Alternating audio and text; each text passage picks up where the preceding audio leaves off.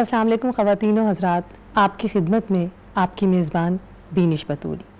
इस्तेहकाम पाकिस्तान में अदब का किरदार, इस हवाले से 1 अगस्त से 14 अगस्त तक जारी रहने वाला ATV का हमारा मुस्तकिल सिलसिला, जिसमें हम हर रोज़ अदब की किसी नई सिन्फ को आपके सामने मुतारिफ़ कराते हैं। और आज भी हम एक नहायत अहम मौजू के साथ आपकी खिदमत में पेश हुए हैं, और ये मौजू ज़ाती तौर पर मेरी भी बहुत दिलचस्पी का सबब है। इस्तेहकाम पाकिस्तान में ख़वातीन अहले क़लम का किरदार, और ज़ाहिर है कि मौजू की अहमियत के पेश नज़र जो ख़ातून इस हमारे पास इस वक्त मौजूद हैं, नहायत मुमताज़ लिखारी, शायरा, मुहक्किक, नक्काद और दानिश्वर मोहतरमा डॉक्टर नजीबा आरिफ साहिबा। डॉक्टर साहब, मैं आपको अपने इस प्रोग्राम में दिल की गहराइयों से खुश आमदीद कहती हूँ और बहुत पुरजोश भी हूँ कि आज हम ख़वातीन के बारे में बात करेंगे। आपकी मौजूदगी हमारे लिए बाइस इफ्तिखार। बहुत शुक्रिया। डॉक्टर साहब, ये बताइए कि इससे पहले कि हम ये ख़वातीन अहले क़लम के अदबी किरदार के हवाले से गुफ्तगू करें, माशाअल्लाह आप ख़ुद ऐसी हमजहत मिसालिया ख़ातून लिखारी हैं जिन्हें दुनिया भर में अपनी तहरीरों के सबब बहुत पजीराई मिली है। आपने माशाअल्लाह से शायरी लिखी, आपने तहक़ीक़ व तनक़ीद के मज़ामीन लिखे, आपने उसके अलावा बहुत सारे मुतनव्वि मौज़ूआत पर कलम उठाया, और हाल ही में आपकी सवाने के हवाले से भी एक शानदार किताब मंज़र आम पर आई है। और गुज़िश्ता 3 दहाइयों से कुछ ज़्यादा वक्त हुआ जो आप शोबे तहक़ीक़ व तदरीस से भी वाबस्ता हैं। तो सबसे पहले तो ये माशाअल्लाह इस कदर जो रंगारंगी वाला आपका अदबी सफ़र है, इसके बारे में हमें और हमारे नाज़रीन को कुछ बताइएगा। बहुत शुक्रिया बिनिश, आपने बहुत मोहब्बत से तारुफ़ करवाया। अदब से दिलचस्पी और अदब से ताल्लुक़ है, ख़ास तौर पर तख्लीकी अदब से, मैं समझती हूँ बुनियादी तौर पर अधूरेपन के एहसास से पैदा होता है। अच्छा। जब ज़िंदगी से बेइत्मीनानी होती है और किसी और जहान की तख्लीक का ख्वाब लाशऊर या शऊर में जन्म लेता है, तो उस वक्त इंसान तख्लीक के अमल से वाबस्ता होता है। दुरुस्त। मैं अपनी ज़िंदगी में अगर मुड़कर देखूं तो मुझे तो ऐसा लगता है कि बहुत बचपन से मैं अदब की तरफ मुतवज्जो हुई और अदब पढ़ना शुरू किया। लिखने का अमल भी, पहला शेर मैंने 7वीं जमात में कहा। अच्छा। और पहली कहानी 8वीं-9वीं जमात में लिखी, जो छप भी गई। शायरी तो खैर बहुत बाद में छपवाई, लेकिन कहानी बहुत जल्दी छप गई थी। अच्छा। और उस वक्त से लेकर अब तक मैं किसी न किसी तरह से अदब से वाबस्ता रही हूँ। अब तो मेरे पेशे की ज़रूरत भी है, और मैं चूँकि तदरीस ज़बान व अदब से वाबस्ता हूँ, तो इसलिए भी मेरा ताल्लुक़ अदब से एक हमा वक्त ताल्लुक़ है। दुरुस्त दुरुस्त। और ये बचपन से आपका सफ़र जो है माशाअल्लाह नई कामयाबियों के साथ जारी व सारी है, और मुख्तलिफ़ मज़ामीन पे आप कलम उठाती रही हैं। तो ये तो बहुत आपने दिलचस्प बात हमें बताई। और ये भी फरमाइए कि पाकिस्तान के हवाले से अब हम अगर अपनी गुफ्तगू शुरू करें, तो पाकिस्तान में जो अहले क़लम ख़वातीन हैं, उनका क्या किरदार रहा है थ्रू आउट? आप तश्कील पाकिस्तान से लेके और अभी तक क्या देखती हैं?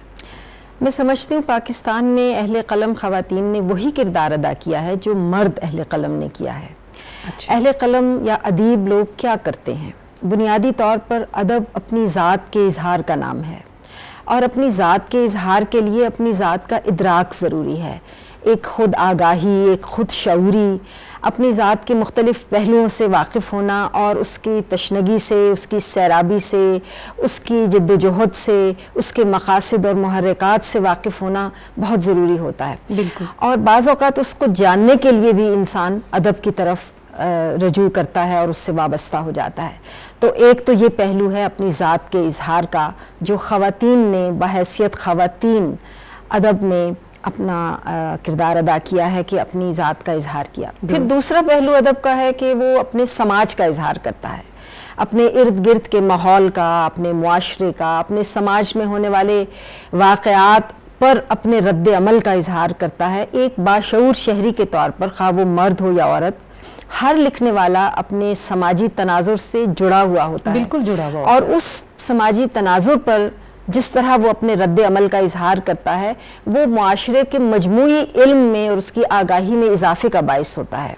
तो ये एक किरदार बहुत अहम है जो ख़वातीन ने भी असर अंजाम दिया है। फिर तो तीसरी बात यह है कि जहाँ कहीं पर भी, जिस मौके पर भी अदब या अदीब की ज़रूरत होती है, तो जहाँ मर्द अहले कलम अपना किरदार अदा करते हैं या अपनी खिदमात पेश करते हैं, वहाँ ख़वातीन भी अपना रोल प्ले करती हैं। तो मेरा ख़्याल है कि पाकिस्तान में अहले कलम ख़वातीन, यह हमारी खुशकिस्मती है कि अदब में बहुत नुमाया किरदार, और आज से नहीं, बहुत शुरू से, पाकिस्तान के वक्त से ये बिल्कुल पहलू ब पहलू मर्द हजरात के साथ खड़े होकर इन्होंने कलम उठाया है और किरदारों पर लिखा। और बहैसियत औरत मैं समझती हूँ कि ज़्यादा हसासियत के साथ लिखा बिल्कुल, बिल्कुल। क्योंकि औरत निस्बतन हम समझते हैं कि ज़्यादा हसास होती है, हो सकता है मर्द हजरात भी होते हों, लेकिन औरत की फितरत में शायद एक हसासियत और वो पहलू डाला है अल्लाह ताला ने। तो वो मेरा ख्याल है कि उन्होंने ज़्यादा डीपली इस मौजू को देखा होगा। जी, आपने बिल्कुल ठीक इशारा किया कि औरतों की जो कंट्रीब्यूशन है वो इस हवाले से इजाफी है जी, कि एक नामालूम मंतका जो औरत की ज़ात का था, जिसे पहले मर्द अदीब अपने तौर पर दरियाफ्त करने की कोशिश करते थे, उसे औरत ने अपनी गवाही से बिल्कुल सामने लेकर आई और उसको, क्योंकि औरत के अंदर तो वो चीज़ इनबिल्ट थी, वो तो फितरत में उसकी शामिल थी कि वो हसासियत से और ज़्यादा गहरी नज़र से उसको देखेगी, तो उसने अपनी तहरीर में शामिल किया। तो डॉक्टर साहब ये बताइएगा कि वैसे तो हमारी अहले कलम ख़वातीन ने सभी इसनाफ में लिखा है, कोई इन्होंने सिन्फ नहीं छोड़ी, लेकिन ये फरमाइए कि अदब की कौन सी ऐसी ख़ास सिन्फ है जिसमें अहले कलम ख़वातीन जो हैं उन्होंने नुमाया किरदार अदा किया हो? कोई ख़ास उनकी क्या सिन्फ है वो? देखिए, जैसे आपने कहा कि सभी असनाफ में लिखा, मेरा भी यही ख्याल है कि कौन सी सिन्फ है जिसमें औरत ने अपने नक्श नहीं छोड़े। बिल्कुल, हम फ़िक्शन देखते हैं, हम शायरी देखते हैं, तनकीद देखते हैं, तहकीक देखते हैं, सफ़रनामा देखते हैं, खुद नविश देखते हैं, हर सिन्फ में औरत का नक्श हमें नज़र आता है अपने हवाले से। लेकिन जैसे हम अगर ये देखें कि ज़्यादा ख़वातीन किस सिन्फ की तरफ माइल हुई हैं, तो मेरा ख्याल है दो असनाफ़ ऐसी हैं जिसमें ख़वातीन ने बहुत नुमाया काम किया है जी। एक तो शायरी और दूसरे अफसाना या फ़िक्शन, नावल और अफसाना। दुरुस्त। अभी आप देखिए कि फ़िक्शन के हद तक हम देखें तो फ़िक्शन में तो ख़वातीन फ़िक्शन निगारों ने, ख़ां वो अफसाना लिख रही हैं या नावल लिख रही हैं, मर्दों से भी आगे बढ़कर बहुत अपना नुमाया नक्श छोड़ा है अदब की तारीख़ पर। आप क़ुर्रतुल ऐन हैदर को देखें तो उसे हम महज़ खातून फ़िक्शन निगार तो नहीं कह बहुत सकते। बड़ा नाम है वो तो जी, उन्होंने तो ऐसी तहरीर अपनी दी है इस हवाले से। फिर इसी तरह खालिदा हुसैन को देखें कि अफसाने के हवाले से उनका नाम बहुत मोतबर है उर्दू अफसाने की तारीख में, सिर्फ खातून अफसाना निगार के तौर पर नहीं बल्कि एक पूरी जो जामे तारीख़ है उर्दू अफसाने की, खालिदा हुसैन के नाम के बगैर वो मुकम्मल नहीं हो सकती। इसी तरह और फ़िक्शन निगार हैं जैसे जमीला हाशमी हैं, बानो कुद्सिया हैं, अल्ताफ़ फ़ातिमा हैं। मौजूदा ज़माने में भी नौजवानों में भी बहुत सी ख़वातीन फ़िक्शन की तरफ माइल हुई हैं और उन्होंने अपना एक नुमाया नाम उसमें पैदा किया है। शायरी और अफसाने में ज़्यादा आई है। जी, दूसरी सिर्फ शायरी है, फ़िक्शन से भी पहले शायरी की तरफ उनका रुझान रहा है, यानी पाकिस्तान बनने से पहले भी हमें ख़वातीन की शायरी मिल जाती है। बल्कि जब हम तज़किरे देखते हैं तो हमें 18वीं सदी से ऐसी ख़वातीन नज़र आती हैं। लखनऊ में बहुत सी ऐसी ख़वातीन थी दूसरे मकामात पर जिनका नाम शायरी में बहुत नुमाया था और उनका ज़िक्र तज़किरों में होता रहा है। उसके बाद 20वीं सदी में हम देखते हैं ज़ेख़ शीन के नाम से हम सब वाकिफ़ हैं और उनका दीवान भी छपा और उनकी शायरी पर बहुत बात होती रही। क़याम पाकिस्तान के बाद देखें तो अदा जाफरी को देखिए कि क्या खूबसूरत खातून अव्वल कहा उनको जाता है और कितना मुतनव्वो उनकी जिहाद थी शायरी में, असनाफ के एतबार से, मौज़ूआत के एतबार से। इसी तरह ज़हरा निगाह को देखें, माशाअल्लाह बहुत नुमाया नाम है। उसके बाद फहमीदा रियाज हैं, किश्वर नाहिद हैं और एक से एक बड़े नाम है ख़वातीन में माशाअल्लाह, जो शायरी में भी अफसाने में भी। तो बाकी ज़रा करख्त असनाफ जो थी उसकी तरफ वो कम मुतवज्जो हुई? मेरा नहीं ख्याल। खुद नविश्त में देखें कि खुद नविश्त में ख़वातीन ने ऐसी दिलचस्प सवाने उम्रियाँ अपने लिखी हैं, ऑटोबायोग्राफीज़, कि वो हकीकतन एक समाजी तारीख़ का जुज़ बनकर रह गई हैं। अच्छा। अभी कुछ अर्सा पहले कुछ सीनियर ख़वातीन ने बहुत अच्छी अफसाना अपनी सवाने उम्रियाँ लिखी हैं जिसमें वो 70-80 साल की उम्र के बाद लिखी गई हैं और उसमें उन्होंने अपनी एक पूरी सदी की दास्तान जो है वो समो के रख दी है और अपने उन तजुर्बात को जो बहैसियत औरत इस समाज में उन्होंने हासिल किए और जो कुछ उन्होंने ज़िंदगी को जिस तरह बरता, ज़िंदगी ने उनके साथ जो सलूक किया, तो वो हमें ज़िंदगी का एक नया पहलू दिखाते हैं और एक नया शऊर हमारे जहन हमें अता करते हैं। इसी तरह सफ़रनामे में देखें, सलमा अवान को देखें, सफ़रनामे का नाम है, कितने सफ़रनामे उन्होंने लिखे हैं, खूबसूरती से बयान उससे पहले देखिए अख्तर रियाज बेगम, अख्तर रियाजुद्दीन के सफ़रनामे हैं, परवीन आतिफ के सफ़रनामे हैं। बहुत सी ख़वातीन हमें इस सिंफ में भी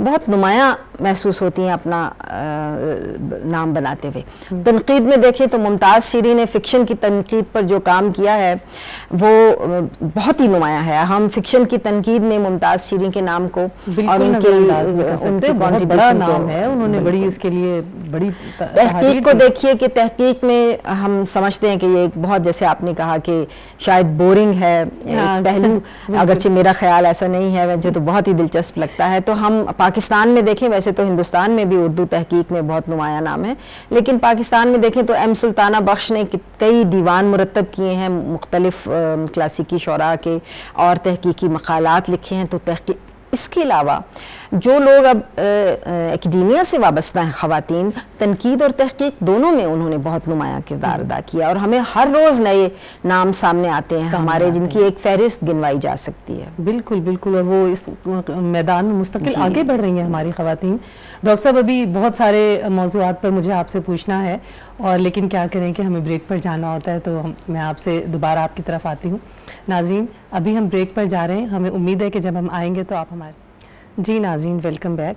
हमें खुशी है कि आप हमारे साथ इस प्रोग्राम में शुरू से आखिर तक मौजूद रहते हैं। और डॉक्टर साहब, मैं अब आपसे ये पूछना चाहूँगी कि क्या ख़वातीन अहले क़लम जो हैं हमारी, उनके मौज़ूआत क्या मर्द अदीबों से मुख्तलिफ होते हैं? देखिए, मौज़ूआत जो होते हैं वो इंसान के तजुर्बात से फूटते हैं। जिस तरह की ज़िंदगी का उन्हें तजुर्बा होता है, खा अमली तौर पर, खा फ़िक्री और जज्बाती और नफ्सियाती तौर पर, बाज़ औक़ात इंसान के मुतालियात से वो ऐसे तजुर्बों से ज़हनी तौर पर गुजर जाता है जिनसे वो आम जिंदगी में नहीं गुजरता। बिल्कुल। और वही तजुर्बात और वही फ़िक्र और वही सोच के पहलू अदीब की तख्लीक का मौजू भी बनते हैं। तो जिस तरह किसी भी मर्दों के बारे में ये नहीं कहा जा सकता कि वो कुछ ख़ास मौज़ूआत तक महदूद हैं, इसी तरह ख़वातीन के बारे में भी मुझे महसूस होता है कि हम उन्हें मौज़ूआत में क़ैद नहीं कर सकते या कुछ मौज़ूआत को उनके लिए मखसूस करार नहीं दे सकते। बल्कि मुझे तो बहुत खुशी होती है कि हमारे यहाँ ख़वातीन ने किसी मौजू पर कलम उठाया है। किसी मौजू पर आप देखिए, खा शायरी हो, खा फिक्शन हो, खा कोई और बल्कि कुछ बोल्ड मौजूआत पर भी कलम उठाए गए हैं। हर मौजू पर इनफरादी ज़िंदगी के मौजूआत देखें तो इंसान की जो दाखिली ज़िंदगी है, उसकी जज्बाती ज़िंदगी है, नफ्सियाती एतबार से आप देखिए, उर्दू अदब के आगाज़ में ही हमें अस्मत चुग़ताई जैसा नाम नज़र आता है, जिन्होंने अपने समाज को इतनी बारीक बीनी से देखा और फिर उसको पेश किया। क़ुर्रतुल ऐन हैदर की पहले बात हुई, उनके मौजूआत तारीख़, तहज़ीब, समाजी इर्तिक़ा और फ़र्द का उसमें किरदार, फ़र्द पर समाज की टूट फूट और शिकस्त का किरदार, उन्होंने मौजूआत का इंतखाब गर्दिश रंगे चमन का स्कोप देखें। आग का दरिया तो खैर है ही बहुत बड़ा नावल है, लेकिन उसकी मुझे तो उनका जो पसंदीदा नावल मेरा क़ुर्रतुल ऐन हैदर का लिखा हुआ गर्दिश रंगे चमन है। अच्छा। क्योंकि उसमें उन्होंने ज़िंदगी को एक बहुत बड़े कैनवस पर देखा है और ये देखा है कि फ़र्द की ज़िंदगी पर समाजी और सियासी वाक़यात और वो चीज़ें जो फ़र्द का जिसमें कोई किरदार नहीं है, वो चीजें किस तरह फर्द की जिंदगी को बदल देती हैं। उसकी ये बानो कुद्सिया कितना बड़ा नाम था, उन्होंने किस कदर गहराई के साथ छोटी छोटी बातों के जरिए बयान किए बड़े बड़े मसाइल। बिल्कुल, और वो मसाइल सिर्फ खवातीन के नहीं थे, लेकिन ये अलग बात है कि खवातीन के मसाइल बयान करते हुए उनके यहाँ जो ज़ाती तजुर्बे की, हर खातून लिखने वाले के यहाँ एक ज़ाती तजुर्बा या एक एहसास की झलक होती है, वो शिद्दत हमें शायद दूसरी जगह पर नज़र ना आए। लेकिन इसके अलावा उन्होंने मुआशरती मौज़ूआत पर लिखा है, सियासी मौज़ूआत पर। शायरी में देखिए, अभी किश्वर नाहिद की शायरी का मजमुआ है, वहशत और बारूद में लिपटी हुई शायरी।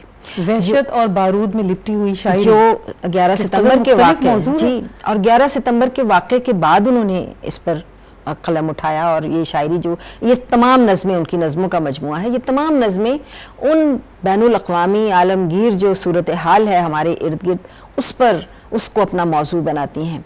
इसी तरह हम देखते हैं कि नसरी नज़्म में ना सिर्फ औरत की ज़िंदगी, तानीसी मसाइल, बल्कि उसकी समाजी ज़िंदगी, उसकी जो समाज के साथ उसका ताल्लुक़ है, या सियासत और जो बैनुल अक़वामी सियासत, कौमी सियासत जिस तरह फ़र्द की ज़िंदगी को मुतासिर करती है, ये हमें नस्री नज़मों में तमाम तर दकीक और अमीक मौज़ूआत ख़वातीन का भी उसी तरह हिस्सा रहे हैं जैसे मर्द हज़रात का। बिल्कुल, और शुरू से रहे हैं। देखिए अदा जाफरी को देखिए तो उनकी नज़में देखें, सितंबर, जंग सितंबर पर उनकी नज़म है, फ़लस्तीन पर उनकी नज़में हैं, कश्मीर पर उनकी नज़में हैं। तो इब्तदा ही से हमारी ख़वातीन ने अपनी शायरी या अपने तख्लीकी तजुर्बे को सिर्फ अपने ज़ाती तजुर्बे तक महदूद नहीं रखा, बल्कि वो एक बाशऊर फ़र्द के, माशरे के बाशऊर फ़र्द के तौर पर अपने रद्द-ए-अमल का इजहार करती रही हैं। शबनम शकील हैं, परवीन शाकिर हैं, बहुत अच्छे, कितने बड़े बड़े ये नाम हैं, और वाकई ख़वातीन को तो हम किसी सूरत उनकी इस कंट्रीब्यूशन को नज़रअंदाज नहीं कर सकते। लेकिन ये कि मुझे लगता है ऐसे कि शायद आपका पता नहीं इस ख्याल से मुत्तफ़िक़ होना ज़रूरी है कि नहीं, कि बाज़ लोग अदब में भी ज़नाना और मर्दाना डिब्बों के कायल हैं। तो आपको लगता है कि ऐसा है? जी हाँ, बिल्कुल ऐसा है। और उसकी वजह यह है कि गालिबन हमारे मुआशरे ने अभी तक इस बात को दिल से कबूल नहीं किया कि औरत एक मुकम्मल इंसान है, एक मुकम्मल ज़ात है, एक शख्सियत है। औरत होना उसका एक समाजी किरदार ज़रूर है, मगर किसी की भी ज़ात, खा वो मर्द हो या औरत, अपनी रूह के अंदर मुज़क्कर और मुअन्नस से पाक होती है, उससे मावरा होती है। जो ज़ात होती है, जो जहन होता है, जो शऊर होता है, वो ना मुज़क्कर होता है ना मुअन्नस होता है। कितनी खूबसूरत बात और आपने ये शऊर मर्द और औरत दोनों को एक जैसा मिला है, मुज़क्कर मुअन्नस नहीं होता, दोनों को एक जैसा मिला है। इसलिए जब हम अदब के या तख्लीकी तजुर्बे की बात करते हैं तो वो तख्लीकी तजुर्बा सिर्फ हमारे समाजी किरदार से वाबस्ता नहीं होता, वो तो हमारी ज़ात की गहराई से फूटता है। और जब हम अपनी ज़ात का इजहार करते हैं, अपने शऊर का इजहार करते हैं, अपने तजुर्बे की वसअत का इजहार करते हैं, तो उसमें बतौर इंसान अपने आप का इजहार कर रहे होते हैं। लेकिन हमारा मुआशरा अभी फ़िक्री तौर पर इस मकाम पर नहीं पहुँचा। कुछ लोग तो हकीकतन ऐसे हैं जो वाकई इस बात से बिल्कुल घबराते नहीं हैं कि औरत को बहैसियत इंसान कबूल किया जाए, लेकिन हमारे यहाँ अभी तक अक्सरियत मर्दाना ख़ास तौर पर हिस्से मर्दों में ऐसी है जो ये समझते हैं कि औरत की शायरी को या उसके तख्लीकी अदब को सिर्फ औरतों के साथ ही उनका मुकाबला किया जा सकता है, जरा उस तरह समझ नहीं रखती। जैसे अब वो बहुत तारीफ करना चाहते हैं तो कहते हैं कि आप औरतों में बहुत अच्छा लिखती हैं, औरतों में बहुत अच्छा लिखती हैं, मतलब डिब्बे अलग अलग कहीं ना कहीं जी हो रहे हैं। तो मैं तो इसकी बिल्कुल कायल नहीं हूँ, और मेरा ख्याल है कि औरत बड़ी खूबसूरत आपने बात कही है कि शऊर मुज़क्कर मुअन्नस नहीं होता। तख़य्युल कैसे इसको हम किसी उसमें बांट सकते हैं। और इस्तेहकाम पाकिस्तान में आप देखिए, शुरू से लेकर तश्कील पाकिस्तान से लेकर ख़वातीन ने उसी तरह लिखा है जिस तरह मर्द हज़रात ने लिखा है, तो ये डिब्बे अलग हो ही नहीं सकते, वही सारा कुछ चल रहा है। तो डॉक्टर साहब ये बताइएगा कि हम देखते हैं कि हमारे यहाँ ख़वातीन अहले कलम जो हैं उनका रुझान नसर के बजाय शेर की तरफ ज़्यादा है। ये बात अभी मेंशन भी आपने की थी, और तनकीद में तो ये बहुत ही कम है। तो इसकी क्या वजह आप समझती हैं कि तनकीद में क्यों नहीं है? असल में ये बात कुछ साल पहले की है जी। मेरा ख्याल है कि अब ये सूरत हाल नहीं है। अच्छा। बल्कि ख़वातीन तनकीद में भी, जैसे मैंने कहा कि जब से यूनिवर्सिटियों की एक तादाद बढ़ी है और एकेडमिक लाइफ शुरू हुई है, जिसमें जामियात के लिए एक मकाला लिखना और अपनी तनकीद करना और तनकीदी मकाले लिखना, ये ठीक है कि बहुत से मकाले महज डिग्री के हसूल के लिए लिखे जाते हैं या महज प्रमोशन के लिए लिखे जाते हैं, लेकिन उन्हीं के अंदर से ऐसे लोग भी निकलते हैं जो अपने वाज़े तनकीदी शऊर के साथ आते हैं, और बल्कि उनके यहाँ एक ताज़ा फ़िक्र नज़र आती है। एक तनकीद का जो एक लगा बंधा अंदाज़ है, मक्खी पे मक्खी मारने वाला, उससे हट कर एक ताज़ा शऊर और एक ताज़ा फ़िक्र भी नज़र आती है। तहकीक में बहुत से नाम नज़र आ रहे हैं हमें, जामियात के अंदर भी और उससे बाहर भी, जो अपने शौक़ से तहकीक कर रहे हैं। जो इस्तेहकाम पाकिस्तान में ख़वातीन जो तहकीक के मैदान में हैं, आप उनके हवाले से? नहीं, सिर्फ इस्तेहकाम पाकिस्तान के हवाले से नहीं, बल्कि उर्दू अदब के हवाले से तहकीक के शोबे में भी हमें ख़वातीन का नाम अब नज़र आ रहा है। डॉक्टर उज़्मा फरमान फतेहपुरी कराची यूनिवर्सिटी से ताल्लुक़ रखती हैं। उनका जो PhD का थीसिस था वो ख़वातीन का किरदार तनकीद व तहकीक में इस मौजू पर था। अच्छा। उस थीसिस को देखकर एहसास होता है कि हम कितने अजनबी रहे हैं और हमारी ख़वातीन ने कितना काम किया है तनकीद व तहकीक में भी। तो मैं इस बात का जवाब देना चाहती हूँ कि शायरी और फिक्शन में तो यकीनन जाहिर है कि वो एक तख्लीकी सिन्फ है। बिल्कुल। अगर हम मर्दों का तनासुब देखें तो वो भी शायरी और फिक्शन में जितने मर्द हैं उतने मर्द तनकीद और तहकीक में तो नहीं है। बिल्कुल। मर्दों के तनासुब से देखें तो वो औरतें भी तनकीद और तहकीक में कम नहीं है, मेरा ख्याल है। बिल्कुल। तो अब ख़ास तौर पे ये फरमाइएगा कि इस्तेहकाम पाकिस्तान में ख़वातीन अहले क़लम का किस तरह किरदार जारी और सारी रहेगा, क्योंकि ये हमारा मौजू है तो हमें उससे जोड़ कर बताना है अपने नाजरीन को। बड़ी दिलचस्पी से हमारे नाजरीन इस गुफ्तगू को सुन रहे होते हैं, तो ख़ास तौर पे इस्तेहकाम पाकिस्तान के हवाले से जो इन्होंने अपना किरदार अदा किया वो बताइए हमारे नाजरीन। देखिए, इस बारे में मेरी एक राय है, और वो राय ये है कि वो अदब जो किसी ख़ास मकसद को सोच कर तख्लीक किया जाए वो अपने तख्लीकी मकाम से गिर जाता है। अच्छा। वो अदब जो फितरी तौर पर आपके शऊर के आपकी ज़ात के नागुज़ीर तकाज़े के तौर पर सामने आता है, खा वो किसी मकसद को पूरा कर रहा हो और अमूमन कर रहा होता है, वो ये अदब अरफ़ा अदब कहलाने का मुस्तहिक है। किसी ख़ास मकसद के लिए लिखा जाने वाला अदब प्रोपेगेंडा अदब बन जाता है। तो मैं ये समझती हूँ कि ख़वातीन हो या मर्द हो, दोनों का अदब जब किसी ख़ास मौजू को देकर जवाब मजमून लिखवाया जाए या कोई मुकाबला करवाया जाए कि इस मौजू पर लिखें, तो वो लिखा तो जाता है, अदब का हिस्सा तो बन जाता है और उसमें अच्छी चीज़ें भी होती हैं, लेकिन उसमें आला और अरफा अदब बनने की सलाहियत नहीं होती। दुरुस्त। आला और अरफा अदब सिर्फ तभी बन सकता है जब वो अपने अंदर से फूटता है। एक ऐसी चीज़ होती है जिसे कहे बगैर आप रह ही नहीं सकते, वो आपकी ज़ात का तकाजा बन जाता है और आप मजबूर हो जाते हैं उसे कहने के लिए, तो तब वो किसी मकाम पर पहुंचता है। अब ये है कि वो अदब जिसे हम अरफा अदब कह रहे हैं या आला अदब कह रहे हैं, वो कोई बेकार अदब नहीं होता। वो किसी ख़ास मौजू से मुतालिक हो या ना हो, किसी ख़ास फ़लसफ़े या नज़रिए को पेश कर रहा हो या ना कर रहा हो, लेकिन वो इंसानी शऊर को मजमूई तौर पर बुलंद करने में या उसमें गहराई पैदा करने में मददगार साबित होता है। तो इस्तेहकाम पाकिस्तान से अदब का ताल्लुक यूँ जुड़ता है कि एक मुस्तहकम मुआशरा तब वजूद में आता है जब उसके अफराद की ज़्यादा से ज़्यादा तादाद बाशऊर और खुदागाह हो। चूँकि अदब इंसान को अपनी ज़ात का शऊर देता है, पढ़ने वाले को भी अपनी ज़ात का शऊर देता है। देखिए, एक आला अदब की मुझे ऐसा लगता है कि एक अच्छे अदब पारे की तारीफ़ ये है कि उसे पढ़कर पढ़ने वाला वैसा ना रहे जैसा पढ़ने से पहले था, उसमें कोई तब्दीली आ जाए। कितनी खूबसूरत आपने बात की है। खुद अपनी ज़ात के एक नए पहलू से आशना हो जाए, उसे खुद अपने बारे में या अपनी ज़िंदगी के बारे में कोई ऐसी बात मालूम हो जाए जो पहले उसे मालूम नहीं थी। ऐसे लगता है कि उसकी माथे पर एक तीसरी आंख उग आती है। वाह। और ये आंख कितनी बीना है ये हर शख्स की अपनी तौफीक के मुताबिक है।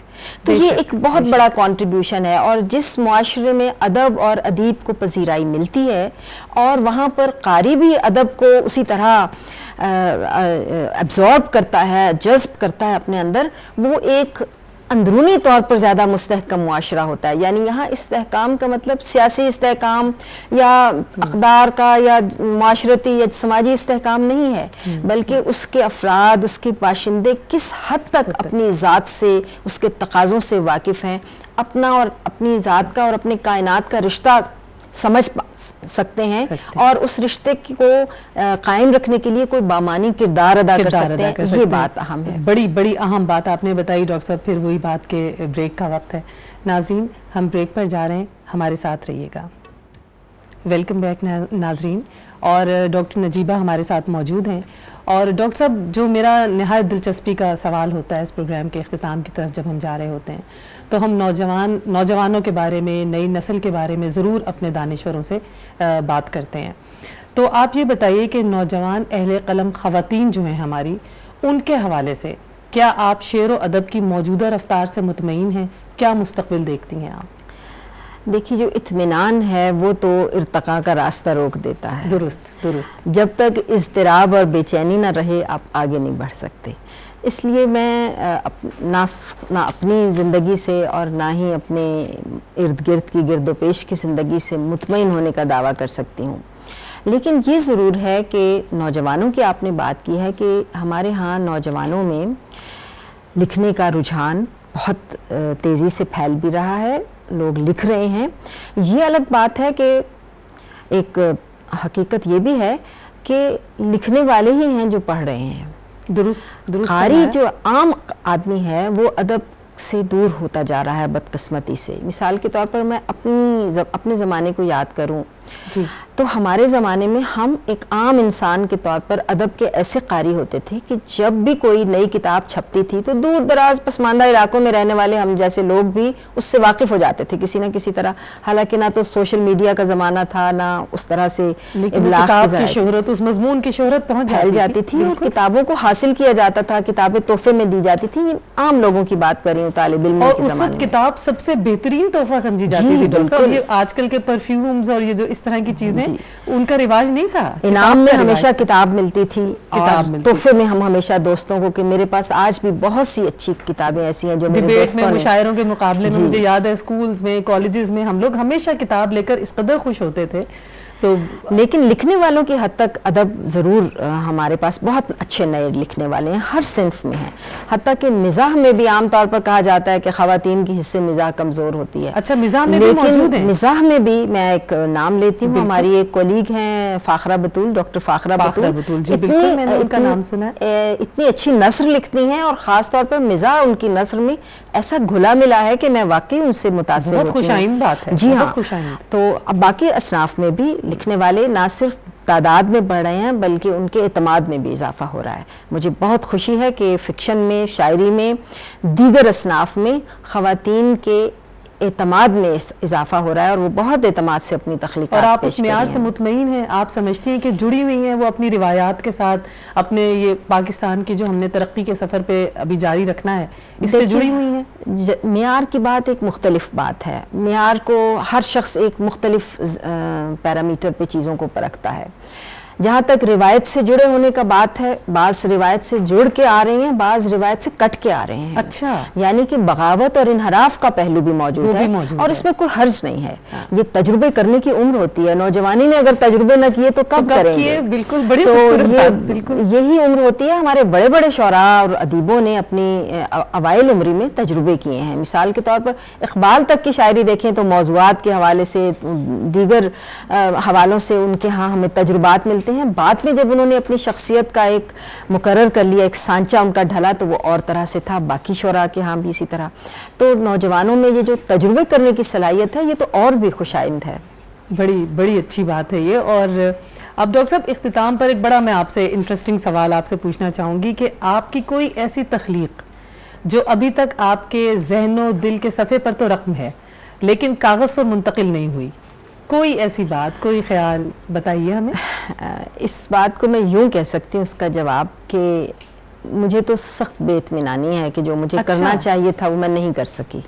इतना काम करने के बावजूद हर मैदान में आप अभी भी ये समझती हैं? मुझे तो ऐसा ही लगता है। तो मैं अपनी इस बेइत्मीनानी को, वो क्या चीज़ है जो मुझे करना, शायद मैं उसको पूरी तरह बयान ना कर सकूं, लेकिन मेरे ख्वाब के अंदर जो चीज़ काम करने की है, जो काम करने वाला अभी बाकी है, वो वाकई मौजूद है। कोई चीज़ ऐसी जिससे मुझे इत्मीनान हो कि शायद मैंने कुछ कर लिया। ये तो खैर एक उस्ताद की शान यही होती है कि वो अपने आप को अभी खुद तालिब इल्म समझ रहे होते हैं, लेकिन जिस दर्जे पर वो फाइज हो जाते हैं अपना काम करके, वो कद्र कीमत आम कारी समझ सकता है। तो डॉक्टर साहब, कुछ अता करेंगी आप? कुछ अता करना चाहेंगी हमें? आप यहाँ मौजूद हैं और ऐसी ज़बरदस्त आप शायरा भी हैं, कोई अपने कलाम से कुछ हमें अता करें कुछ? अच्छा, मेरे पास तो इस वक्त कोई चीज़ नहीं है, कुछ मैं लेकर नहीं आई। चलिए एक दो शेर सुना देती हूँ। जी, जो आप मुझे जो ज़बानी याद है, वरना बिल्कुल बिल्कुल बिल्कुल। अल्फाज के इम्काने नेहानी से ज़्यादा, वाह, अल्फाज के इम्काने नेहानी से ज़्यादा, कहनी है कोई बात मानी से ज़्यादा, कहनी है कोई बात मानी से ज़्यादा, वाह, कहनी है कोई बात मानी से ज़्यादा, वाह वाह, क्या बात है। एक और हकीकत है पसो पेश हकीकत, एक और हकीकत है पसो पेश हकीकत, एक और हकीकत है पसो पेश हकीकत, क्या ख्याल है।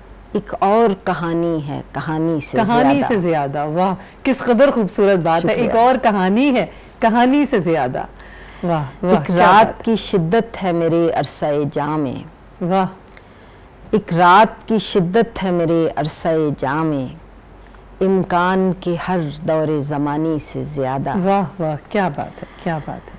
क्या बात है, बहुत खूबसूरत, बहुत खूबसूरत।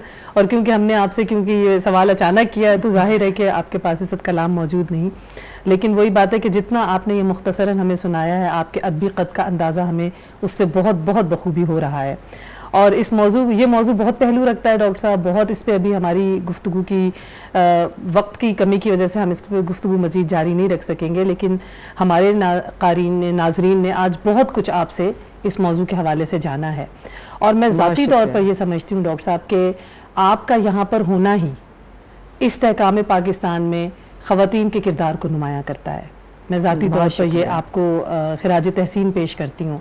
इसके पीछे आपका एक तवील सफ़र मौजूद है और मैं इसके प्रोग्राम के इख्तिताम पर तहे दिल से डॉक्टर नजीबा आरिफ आपकी मशकूर और ममनून हूँ कि आप यहाँ हमारे पास तशरीफ़ लाई हैं। बहुत बहुत शुक्रिया। और नाजरीन, इसके साथ ही हमारे आज के इस अहम प्रोग्राम का वक्त भी अब ख़त्म होता है। कल इंशाअल्लाह हम अदब की किसी नई सिन्फ के साथ आपके सामने हाजिर खिदमत होंगे। हमारे साथ रहिएगा। अल्लाह हाफ़िज़।